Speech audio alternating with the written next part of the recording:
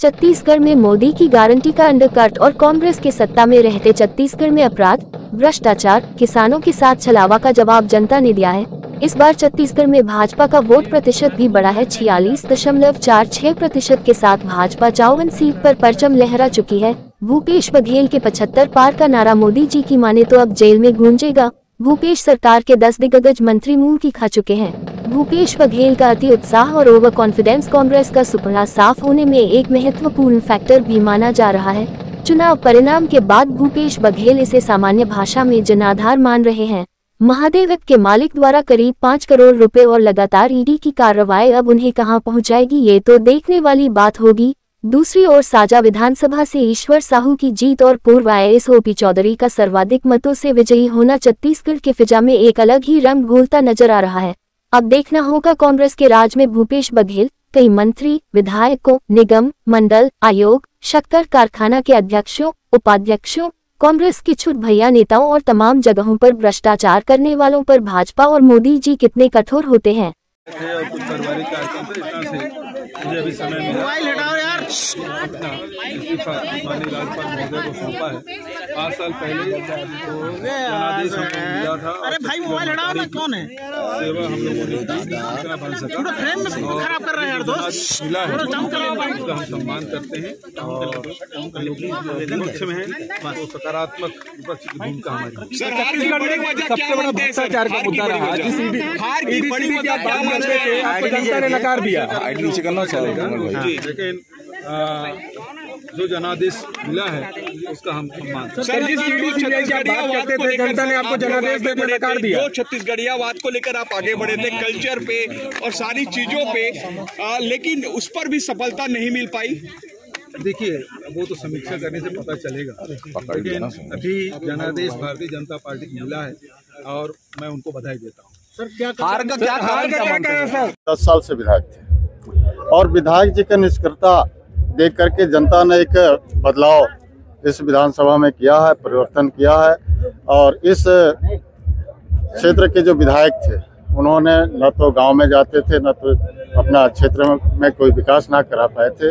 इसलिए प्रेमनगर विधानसभा का जनता और हमारे कार्यकर्ता इस बार परिवर्तन किए हैं।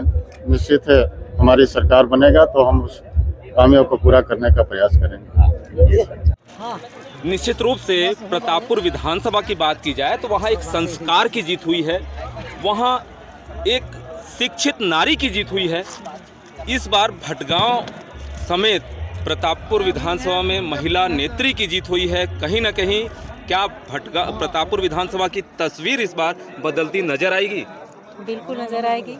हमारे देवतुल्य जो हमारे प्रदेश संगठन, हमारे केंद्रीय संगठन, जिला संगठन, मंडल और बूथ स्तर के हमारे जो देवतुल्य कार्यकर्तागण और देवतुल्य जनता है जिन्होंने मुझे आशीर्वाद दिया है, निश्चय ही अपना जीवन उनके लिए समर्पित करूंगी और पूरी तरह से प्रतापपुर विधानसभा की दशा जरूर बदलेगी। रोड नहीं है, पेयजल की व्यवस्था नहीं है, उसके लिए बेहतर काम करने के लिए मेहनत करूंगी। शकुंतला जी, एक बहुत अच्छा संगीत ट्रोल हो रहा था विधानसभा चुनाव के दौरान, राम आएंगे तो अंगना सजाऊंगी। क्या मानती हो, वातावरण कहीं ना कहीं निर्मित हुआ है? बिल्कुल बिल्कुल। देखिए, मैं तो राम भक्त ही हूँ और मैं भगवान पे बड़ा भरोसा करती हूँ और राम आएंगे तो अंगना सजाऊंगी बहुत सही हमारे छत्तीसगढ़, पूरे छत्तीसगढ़ में सूट किया है, भगवा लहराया है। भगवा लहराया आपने सुना। 22 जनवरी को अयोध्या में श्री राम लला के मंदिर का विधिवत उद्घाटन है। क्या प्रतापपुर विधानसभा के लोग अपेक्षा कर सकते हैं कि वो अयोध्या घूमने जाएंगे? बिल्कुल बिल्कुल। ये तो हमारे घोषणा पत्र में है कि छत्तीसगढ़ की जनता को अयोध्या का निःशुल्क दर्शन कराया जाएगा और मेरे तरफ से बिल्कुल मेरे प्रतापपुर विधानसभा के सभी देवतुल्य कार्यकर्तागण को मैं दर्शन जरूर कराऊंगी, अयोध्या ले जाऊंगी राम लला के दर्शन के लिए। आपने सुना प्रतापपुर विधानसभा से भाजपा की विजयी प्रत्याशी शकुंतला कोरते को, जिन्होंने कहा कि निश्चित तौर पे प्रतापपुर विधानसभा की जनता को अयोध्या घुमाऊंगी। अब देखना होगा घोषणा पत्र में जो भाजपा ने वादे किए हैं उसे निभाने में कितनी सफल हो पाती हैं, यह तो देखने वाली बात। एक जीत दर्ज करने वाली भटगांव विधानसभा से लक्ष्मी राजवाड़ी जी हैं। एक गाना ट्रोल हुआ था भाभी, राम आएंगे तो अंगना सजाऊंगी, तो ये जो इतना मतों का अंतर है, क्या मानती है वाकई में राम आए हैं? जी बिल्कुल, राम आए हैं और इस बार अंगना भी सजाएंगे और सजा दिए। 22 जनवरी को राम मंदिर का अधम उद्घाटन भी है। माननीय प्रधानमंत्री जी ने घोषणा भी की थी। आपको मैं सरकार गठन का न्योता देने आया हूं, जब वो आए थे अपने आपके भटगांव विधानसभा, प्रेमनगर विधानसभा में। क्या मानती हैं, उनका फैक्टर कैसा रहा, महिलाओं के प्रति नारी सशक्तिकरण को लेकर कैसा रहा, और अयोध्या में राम मंदिर बने उसका निमंत्रण उन्होंने दिया, क्या मानती इस फैक्टर को? जी देखिए, मोदी जी आए थे जब समथिंग क्या साथ बन चुका है, उसका उद्घाटन है। और रही बात महिलाओं सशक्तिकरण की, महिलाओं के लिए तो उन्होंने उस दिन भी वादा किया था कि हर साल 1,000 रुपये महिलाओं के खाते में भी जाएंगे।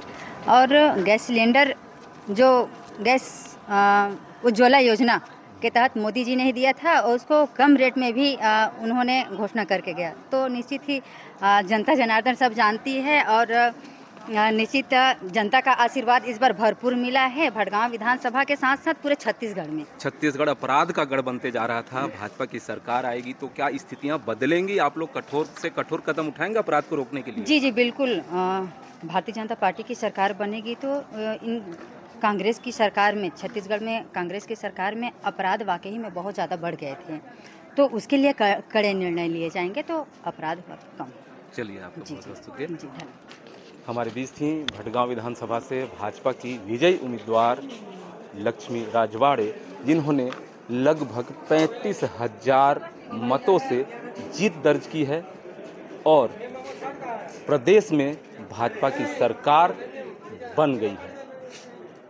Doctor Pratap Narayan Singh, camera person Mahendra Dewangan के साथ, इंडियन रिपब्लिक न्यूज, गणतंत्र भारत की स्वतंत्र आवाज।